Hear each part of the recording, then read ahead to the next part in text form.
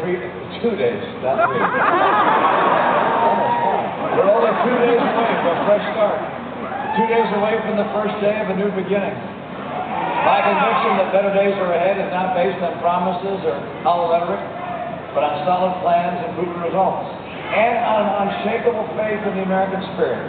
If there's anyone who's worried that the last 4 years are the best we can do, if there's anyone who fears that the American dream is fading away, if there's anyone who wonders whether better jobs and better paychecks are things of the past, I have a clear and unequivocal message.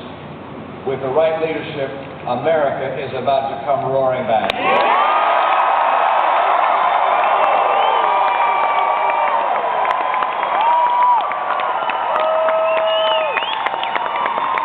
For Americans, we can do anything. And the only thing that stands between us and some of the best years we've ever known is lack of leadership. And that's why we have elections.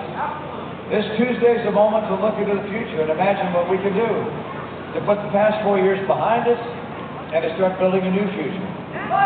You saw the differences when President Obama and I were side by side during the debates.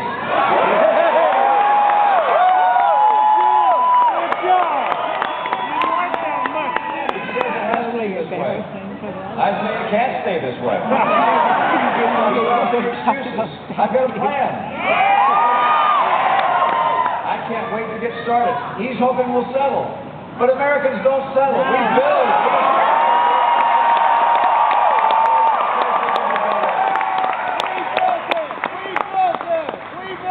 That better life is out there. It's waiting for us. Our destiny is in your hands. 2 more days. 2 more days.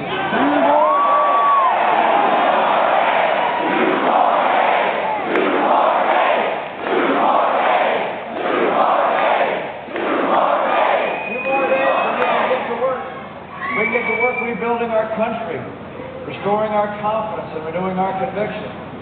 Confidence that we're on a solid path to steady improvement. Confidence that college grads 4 years from now will have better jobs.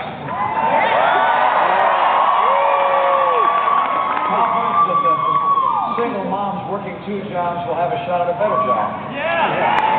So on November 6th, we come together for a better future. On November 7th, we'll get to work.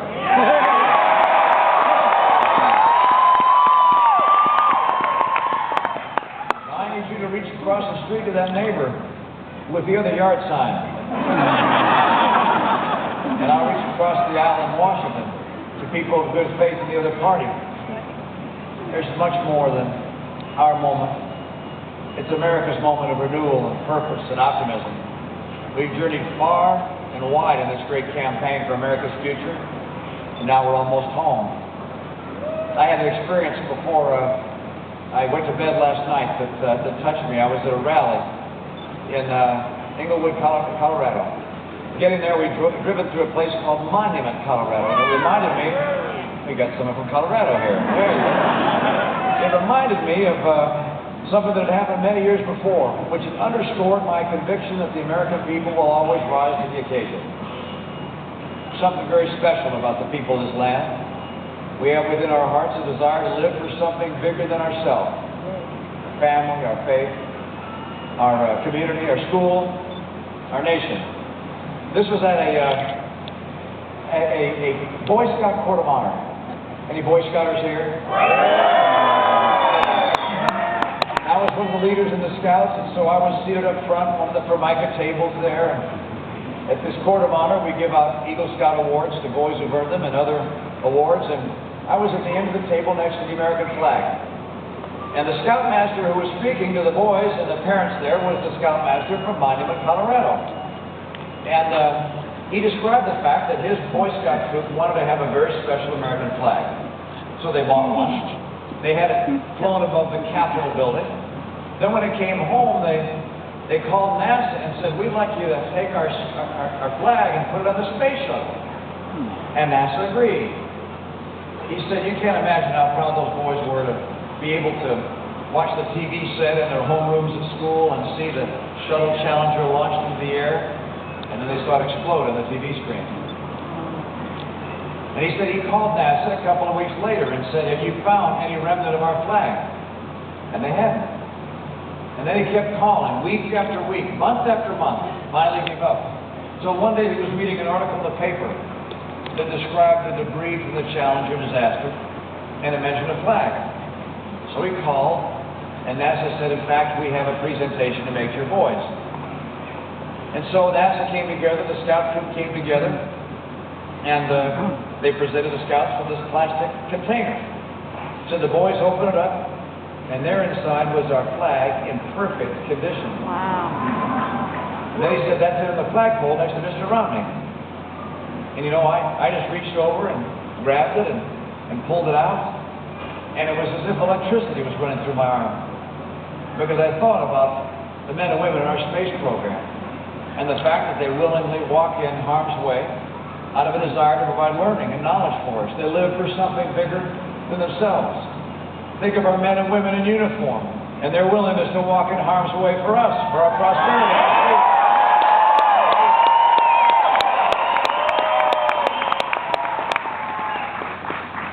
There's a verse in one of our national hymns I love, America the Beautiful.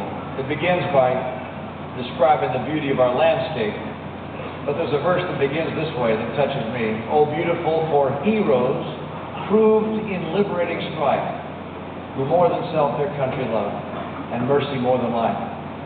Would our veterans and members of the armed services please raise your hands and be recognized?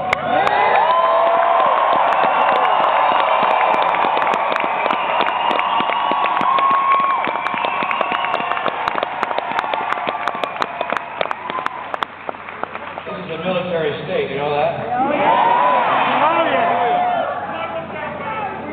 And there's some other people in our country who give themselves to different things that bring them greater purpose and meaning. Think about my sister. She's a hero, in my view. See, a hero is defined not as someone who's larger than life, but as someone who's larger than themselves. My sister Lynn is in her 70s.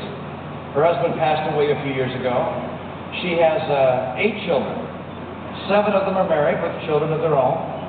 The 8th child was born Down syndrome, and he's now 43 years old. And Lynn devotes her life to making sure that Jeffrey has as full and abundant life as he possibly can have. She's a hero to me. Think of all the single moms across the country. We're scraping and saving just to get by so they can have enough money for a good meal at the end of the day for their children. Think of all the dads and moms who are working 2 jobs so they can buy the clothes that their kids need so they don't stand out and look different than the other kids at school. Think about the parents this Christmas who won't be exchanging gifts with each other so they can have enough to give gifts to their children at Christmas time. We're generous people. We're great people. This is a time when we need to have leaders who will call us together and bring us together.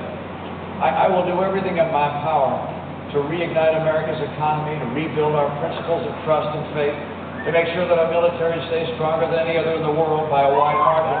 But I'll also work to bring us together, to bring the American people to a conviction that we are a great nation in part because we are so united. This is a challenge which I have for you. I need you to go out and convince people to get behind us, to vote, to join our team. One final push will get us there. I know that we can make it happen. We're so very, very close. So the door to a brighter future, it's there. It's open to us. It's waiting for us.